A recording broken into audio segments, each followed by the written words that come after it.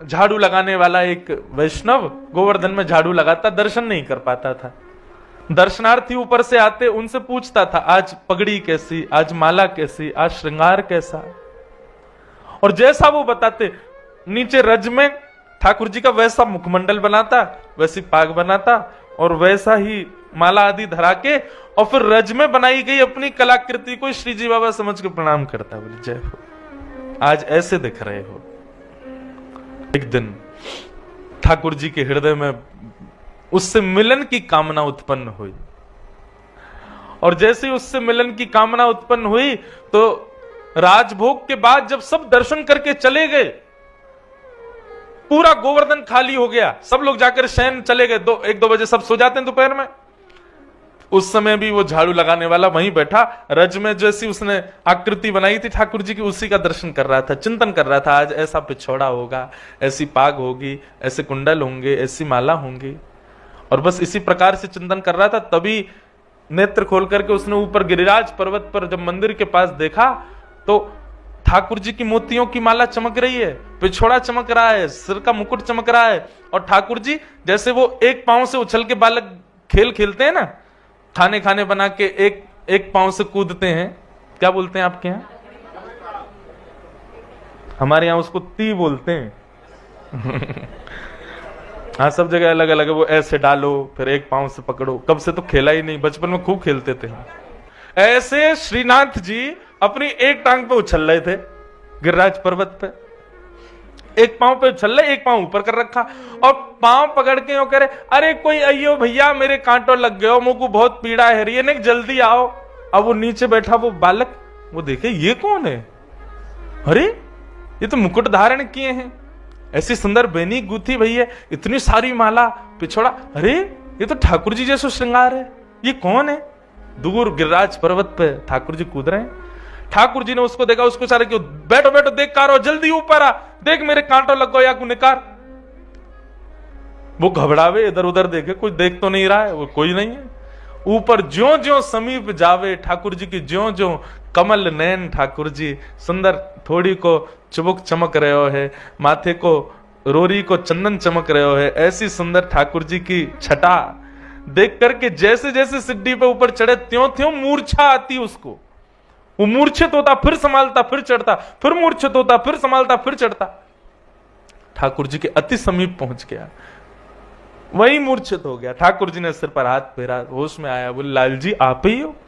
बोले हम बे मैं ही हूं लाला, मैं तुझको यहाँ मारे बुला रहा हूं, मेरे ना कांटो लगो पाँव में, जल्दी चल निकाल दे याकू। ठाकुर जी जिन चरणों को किसी को नहीं देते, सीधे उसकी गोद में पधरा दिए, ले चरण ते कांटो निकाल दे। उसके हाथ कांप रहे, मुख कांप रहा है, वो समझ नहीं पा रहा मैं क्या करूं, कहां ठाकुर जी कांटे लगे। ठाकुर जी बोले पामन के तलवा को ऐसे हाथ से मल के देख, वहां मिलेगा। ठाकुर जी के श्री चरण कमलों के तलवे, जहां पे वज्रांग कुशध्वज सरोरुहलांचनाड्यम उत्तुंग रक्त विलसन्नक चक्रवाल, देवता आदि कहते हैं जिसका स्पर्श किसी को प्राप्त नहीं होता, वो उस झाड़ू लगाने के वाले की गोद में दे दिया। बोले ले धूड़िए भैया कांटो कहां है? वो देख रहा है, तभी उसको मिला। बोले हाँ जय जय मिल गए वो कांटो। बोले इसको निकाल दे। कोमल ठाकुर जी के चरण, बिल्कुल कमल जैसे चरण, निकाले, उंगली से निकाले नहीं, और भीतर चलो। अरे दाढ़ी के तने तो और भीतर घुसाए दियो, अब मुंह को और पीड़ा रही है। बोलो ठाकुर जी कैसे निकालूं? बोले ऐसे ना निकालो, सुन तू पाम पकड़ के और अपने दांतन से निकाल। बोला मेरे प्राण निकल जाएंगे नाथ, इतनी कृपा मत करो। बोले तू, तेरे प्राण ना निकलेंगे, मेरे निकल रहे हैं, जल्दी निकाल। जबरदस्ती कृपा कर रहे हैं उसके ऊपर, और वो कोई कांटा लगा थोड़ी है, बस उस पर कृपा करनी है ठाकुर जी को। उसके मुख के पास अपने चरण दे दिए, और वो अपने दांतों से ठाकुर जी के कांटे को निकाल रहा है।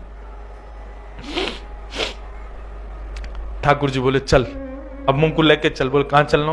बोले आज गोविंद दास अपनी खिरक में दाल बाटी बना रहा है, बाकी दाल बाटी खावे जाऊंगा मैं, चल ले चल मुंह को। अरे ठाकुर जी ये सब गोविंद दास आदि अष्ट सखा, ये लोग बड़े अपरस में रहते हैं, शुद्धता पवित्रता का बड़ा ध्यान रखते हैं, आप मेरे से छुप गए हो, ये भी इनको पता चल गई तो मुझे मार देंगे महाराज जी।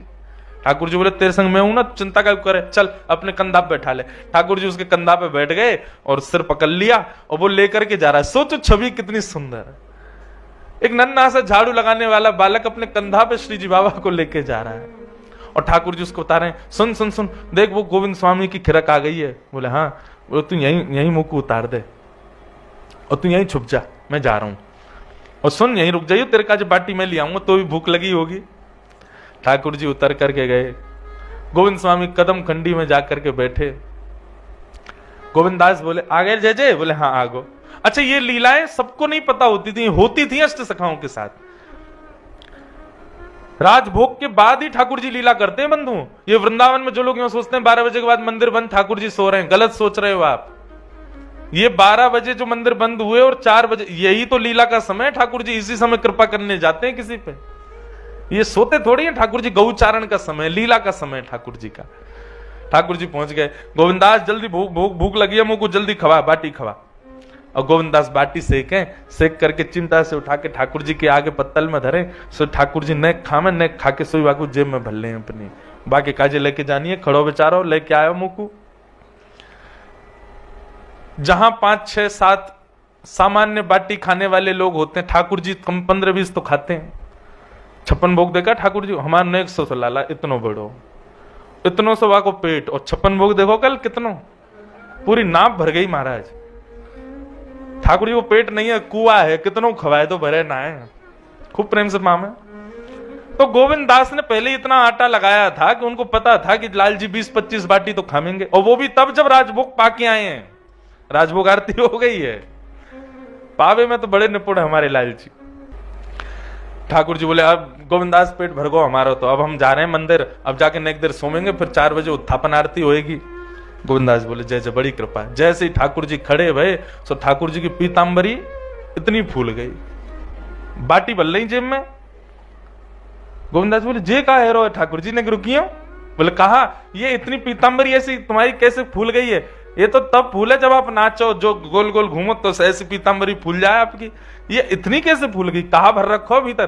ठाकुर जी बके कछु ना कछु ना कछु नहीं। गोविंदास ने पकड़ ली, देखे तो भीतर थे महाराज गोजा में बाटी भर रखी है। ये जेब को ब्रजभाषा में कहें गोजा, गोजा में बाटी भर रखी है। गोविंदास बोले बाटी जेब में काय धर रखी है, कौन के काजे ले जा रहे हो? ना कोई को नहीं।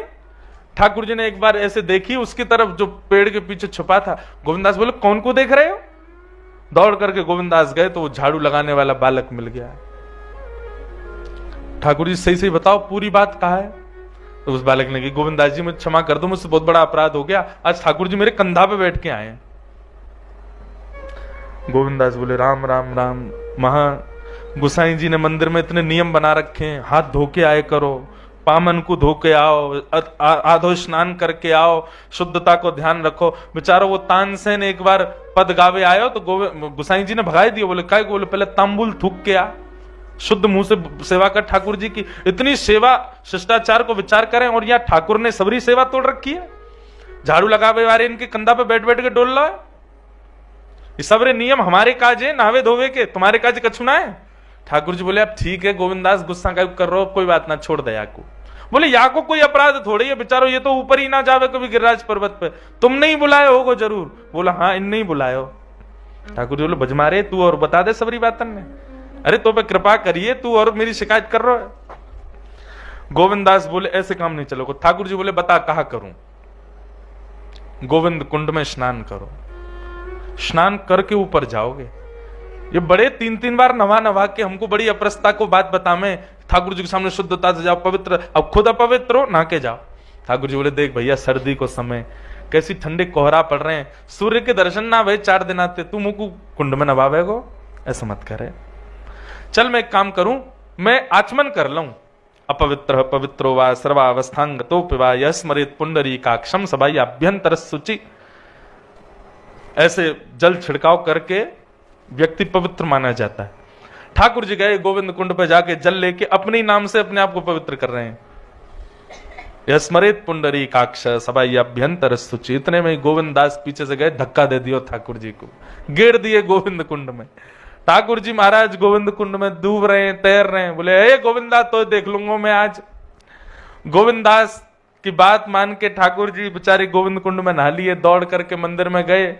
जैसे ही उत्थापन आरती भई सो देखी ठाकुर जी के सर्वांगीण अंग से जल चुचा रहा है। गुसाई जी बोले जय जय, इतनी सर्दी आपको पता है श्रीनाथ जी साल में 3 या 4 बार स्नान करते हैं बस, तो बाकी के दिन गीलो कपड़ा करके पहुंच दिए जाए बच्चे। नेक सो सब बालक है, रोज रोज नहावेगो तो बीमार पड़ जाए वो, इसलिए रोज रोज केवल पहुंचा जाता है। बाकी जन्माष्टमी, स्नान पूर्णिमा आदि 2-4 साल में दिन है, उनमें स्नान करते हैं। गोविंदास जी तो बड़े अंगीठी रखी, कंबल उड़ायो। गुसाई जी ने, गोविंदास जी आए, गुसाई जी बोले, हे गोविंदा, तेने ठाकुर जी को धक्का दे दियो गोविंद कुंड में? अच्छा, तो पहले ही आके बता दे, इनने मैंने कहा कियो है, अब मैं बता दूंगा आप कहा कर रहे। ठाकुर जी सारो कहने, नहीं नहीं नहीं, तू मत बता बे, मेरी शिकायत मत करे भैया गोविंदा, तू मेरो प्रिय ना है, मेरी शिकायत मत करे। गोविंदास जी बता दी, बोले गुसाई जी ये झाड़ू लगावे वालों बालक है, वक्त कंधा पे बैठ के घूम रहे, इनने शुद्धता पवित्रता का विचार नहीं किया, इसलिए मैंने गोविंद कुंड में धक्का दिया। तब गुसाई जी लाल जी की इस लीला को सुनकर के बड़े प्रसन्न हो गए, बोले जय हो जय जय, आप बड़े कृपालु हो, कौन कौन पे कैसी कैसी कृपा करवे जामे, आपके या भाव को हम बार बार प्रणाम करें।